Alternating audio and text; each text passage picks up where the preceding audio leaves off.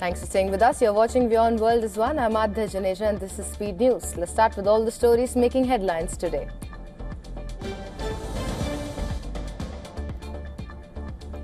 Russian President Vladimir Putin is in Beijing for a state visit 4 days after US President Donald Trump visited China. Putin met Chinese President Xi Jinping, marking yet another meeting in a series of more than 40 interactions between the two leaders. Opening talks in Beijing's opulent Great Hall of the People, Putin and Xi were quick to laud their country's special ties as they extended their treaty of friendly cooperation. Putin told Xi that relations between their two countries have reached an unprecedented high level. Xi Jinping in his talks with Putin called for a comprehensive ceasefire, saying further hostilities in West Asia is advisable.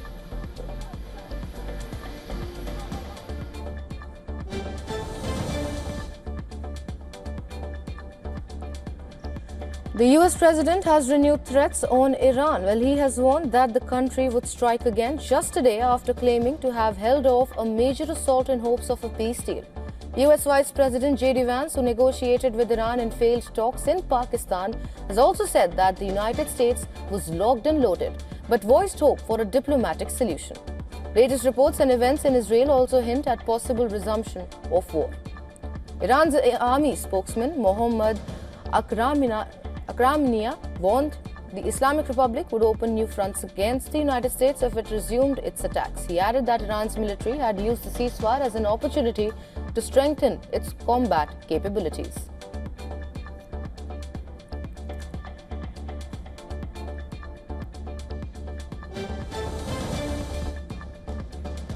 The US Senate has voted to advance a resolution to block US President Donald Trump from ordering further strikes on Iran, as 4 Republicans joined in voting to discharge a war powers resolution from committee.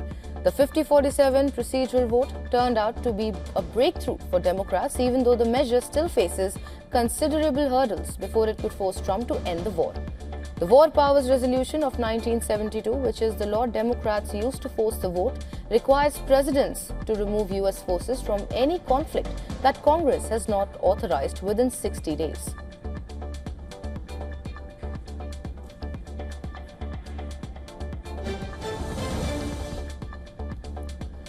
Congressman Thomas Massie, one of the most vocal Republican critics of Donald Trump, has lost his fight for re-election to a challenger endorsed by the president.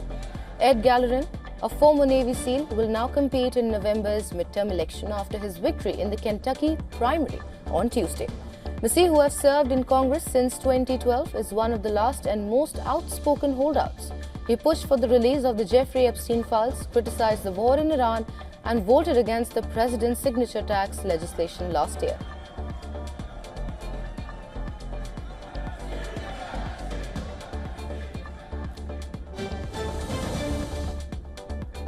A White House official told AFP that President Donald Trump will travel to next month's G7 summit in France. Well, this against the backdrop of tensions between Washington and its allies on a host of issues, from Iran to tariffs. Trump's attendance had not previously been confirmed at the meeting of the group of 7 leading economies in the French Alpine lakeside resort of Vance on June 15 to 17th.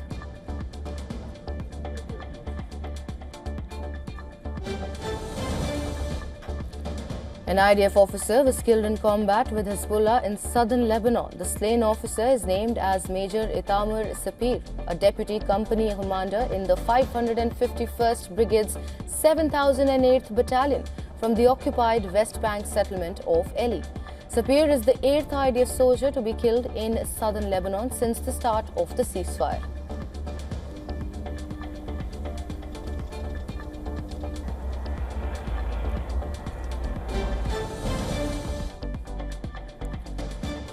Prime Minister Narendra Modi has arrived in Italy as part of the last leg of his 5-nation tour, as both India and Italy are set to upgrade their ties to a special strategic partnership.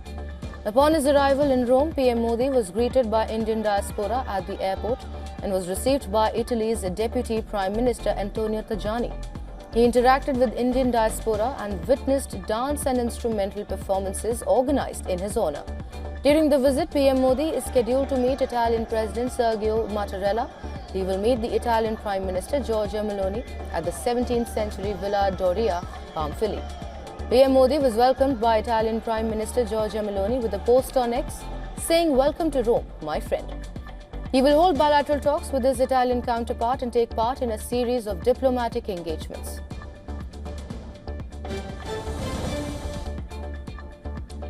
Nigerian forces working with the United States have killed 175 Islamic State militants in a series of joint air and ground strikes in the country's northeast in recent days.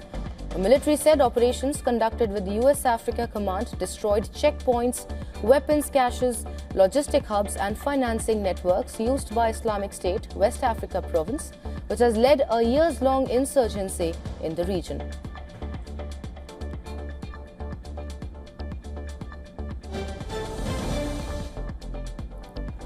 South Korea's presidential office voiced deep regret after talks aimed at averting a workers' strike at Samsung Electronics collapsed. Company's labor union said it would go on strike from Thursday. South Korea's presidential office urged both labor union and management to do their utmost to reach an agreement even before the final deadline is due to potential repercussions for the Korean economy.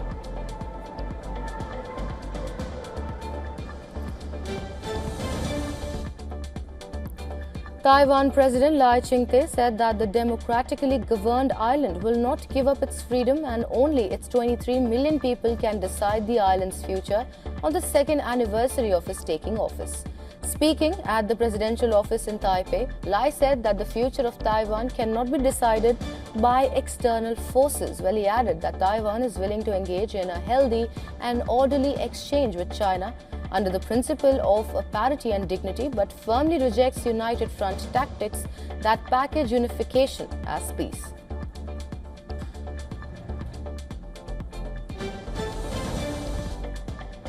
Taiwanese author Yang Shuangzi and translator Lin King won the 2026 International Booker Prize for the novel Taiwan Travelogue. Taiwan Travelogue marks the first time an author from Taiwan and a book translated from Mandarin Chinese have won the prestigious International Booker Prize. About $67,000 prize is awarded annually to the finest work of translated fiction in the UK or Ireland and is split equally between the author and the translator.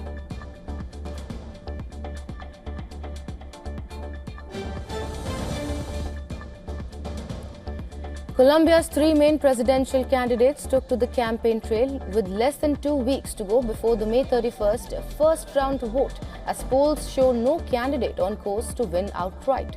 Left-wing Pacto Estorico candidate Ivan Cepeda, who led first-round polls with 37.6%, marked the International Day Against Homophobia by meeting with LGBTIQ+ communities in Bogota on May 17th.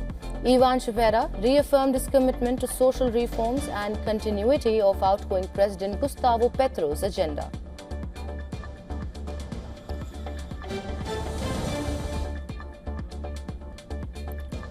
The head of Venezuela's National Assembly, Jorge Rodriguez, said that 300 prisoners will be released from jail between Monday and Friday. The group is set to include 3 police officers who have been in custody since 2003. People with medical conditions and those over the age of 70.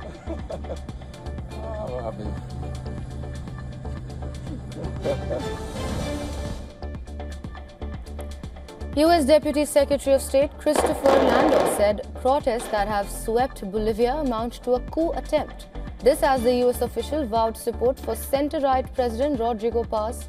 While Christopher Landau said, and I quote, "This is a coup that is being financed by this unholy alliance between politics and organized crime throughout the region."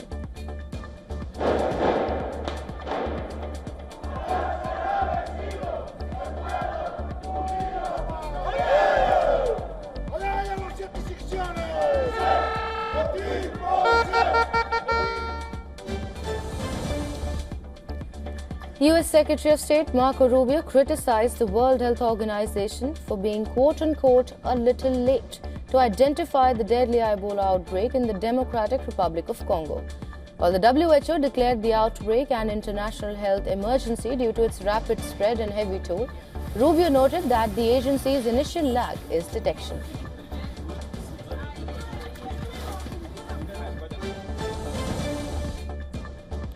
Well, US Secretary of State Marco Rubio will visit India from the 23rd to the 26th of May.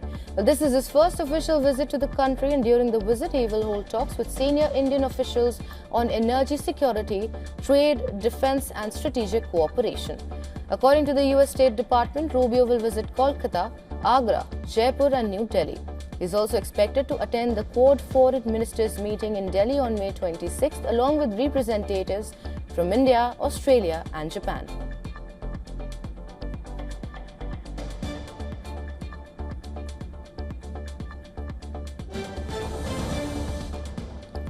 Hong Kong's government introduced legislative amendments on May 19th to ban smoking at all construction sites. Well, this comes after a massive fire at a housing complex killed 168 people in 2025. The city's deadliest blaze in decades ripped through 7 of the 8 apartment blocks at the Wang Fu Court complex in northern Hong Kong in the month of November last year.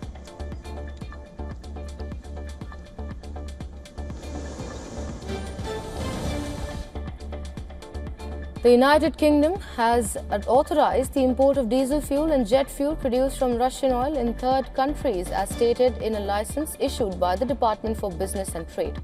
The exceptions to the sanctions rules come into force on May 20th and are of an indefinite duration.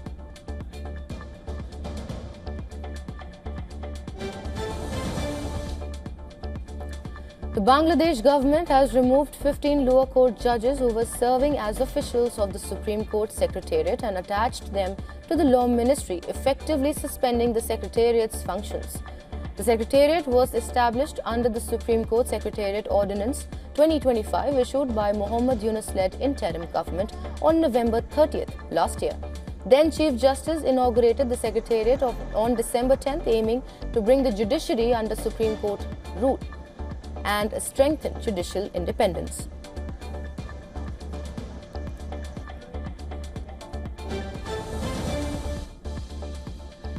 Defence Minister Rajnath Singh visited the Seoul National Cemetery, paying tribute to fallen soldiers for the Korean War. The Seoul National Cemetery commemorates South Korean servicemen and women who laid down their lives in defence of the country and stands as a symbol of national remembrance and sacrifice. The visit comes as part of Rajnath Singh's South Korea visit, aimed at further strengthening bilateral defence and strategic cooperation between the two countries.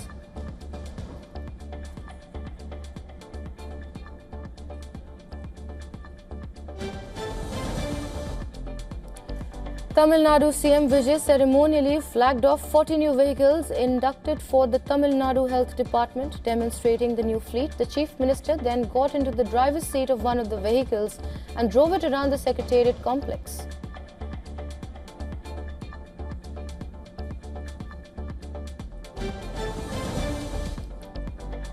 Well, the Supreme Court said the decision to cap the liability of private players in the event of a nuclear tragedy is a matter of fiscal policy that courts cannot second-guess. This even as it agreed to examine in July a challenge to the sustainable harnessing and advancement of nuclear energy for transforming India Shanti Act 2025.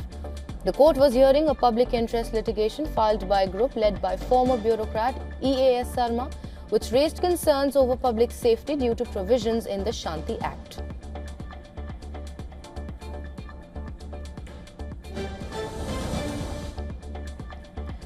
Alphabet's Google DeepMind has agreed to hire more than 20 researchers from AI startup Contextual AI and license its technology in a deal reportedly worth up to $90 million.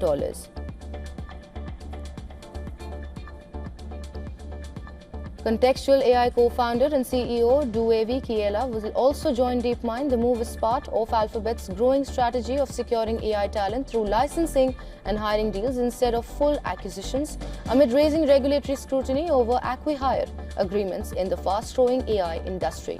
Contextual AI had raised $80 million in funding in 2024 from investors including Greycroft, Bain Capital Ventures and Lightspeed.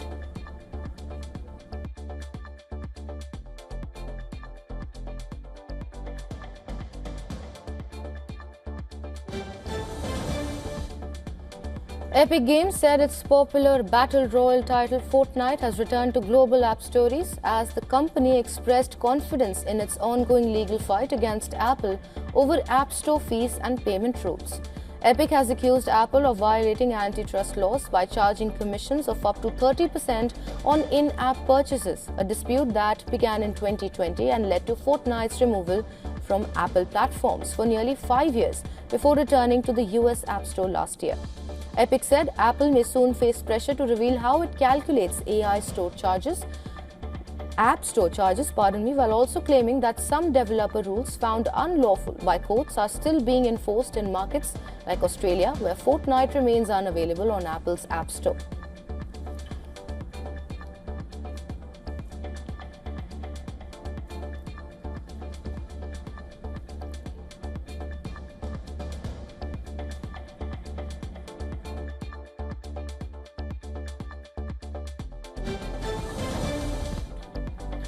Former Tesla AI executive and OpenAI founding member Andrej Karpathy has joined Anthropic, strengthening the company's efforts in the fast-growing AI race against rivals like OpenAI. Karpathy said he is excited to return to AI research and has joined Anthropic's pre-training team, which handles the large-scale model training behind cloud AI systems. Karpathy previously played a major role in developing Tesla's self-driving and AI technology before leaving the company in 2022. He also launched an AI-focused education platform called Iruka Labs in 2024. X has introduced new technical limits for unverified users in an effort to reduce system strain, downtime, and error pages on the platform. Under the new rules, users without the blue verification badge can now send a maximum of 500 direct messages per day, post 50 original posts and 200 replies daily, and follow up to 400 accounts per day. X also capped account email changes at 4 per hour and said accounts following more than 5,000 users will face additional ratio-based restrictions. The company added that API requests from third-party apps will count towards hourly usage limits, meaning users connected to multiple apps could hit limits faster.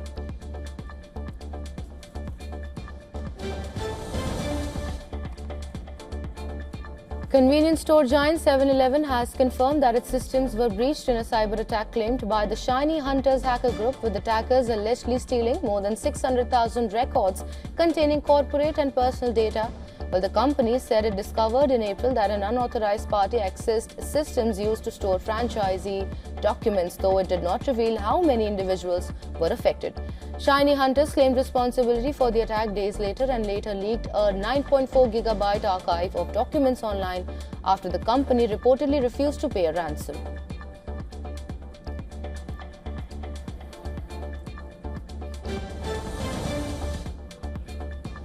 OpenAI has announced 2 new measures to help identify AI-generated images as concerns grow over fake and misleading visuals online.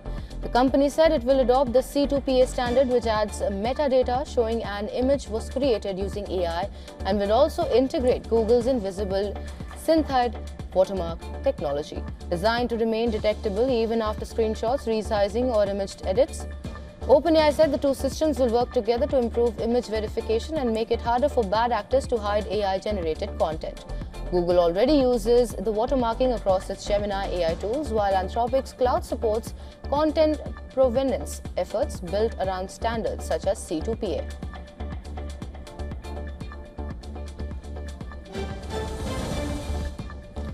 Asian markets fell sharply in early trading as rising US Treasury yields and fresh tensions over Iran rattled investor confidence. Japan's Nikkei dropped more than 1%, while markets in South Korea, Australia, Hong Kong and China also traded lower. Investors reacted after President Donald Trump said he was close to approving a strike on Iran before delaying the decision. At the same time, fears of rising inflation pushed global bond yields higher, with the US 30-year Treasury yield touching its highest level since 2007. Wall Street also closed lower overnight, marking a 3rd straight day of losses for the S&P 500.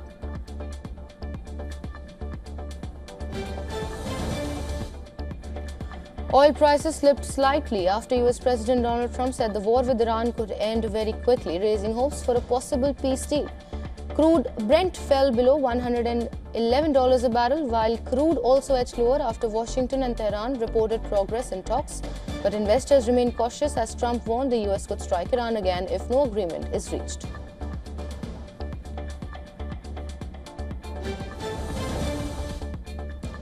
The US dollar held near a 6-week high as investors fear the Iran conflict could fuel inflation and delay interest rate cuts. Markets are now betting the Federal Reserve may raise rates again by December, pushing Treasury yields to multi-year highs. The stronger dollar pressured global currencies, with the Japanese yen weakening close to 160 per dollar. That previously triggered intervention by Tokyo. Southampton have been expelled from the championship playoffs over the Spygate scandal. The Saints admitted before an independent disciplinary commission said that they spied on 3 clubs during the championship season. The commission also handed Southampton a 4-point deduction for next season's championship campaign.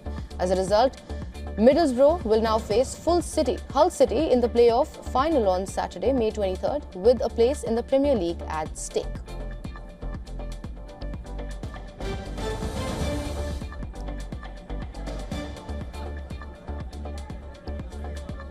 The Jonas Brothers are taking their dynamic off the stage and into the podcast studio. Premiering today, Hey Jonas promises fans a refreshingly unfiltered look into the lives of Kevin, Joe and Nick. The weekly series will feature candid conversations about family life, touring and their 20-year of musical career, along with appearances from special guests and close friends. The trio has also launched a dedicated fan hotline which will allow listeners to call in, ask questions and be a part of the show.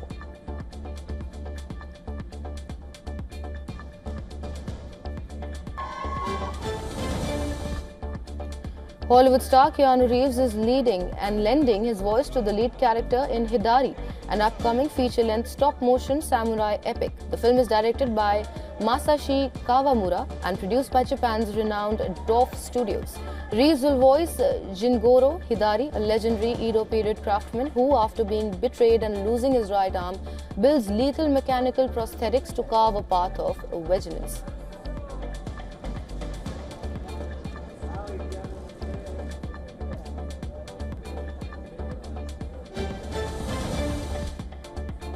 The Grey's Anatomy universe is expanding far beyond Seattle. The official network has ordered a new untitled spin-off for the 2026-2027 broadcast season. The show has been co-created by Shonda Rhimes and currently Grey's showrunner Meg Marinis. The new series will leave the big city behind to focus on a team of healthcare professionals working at a rural medical center.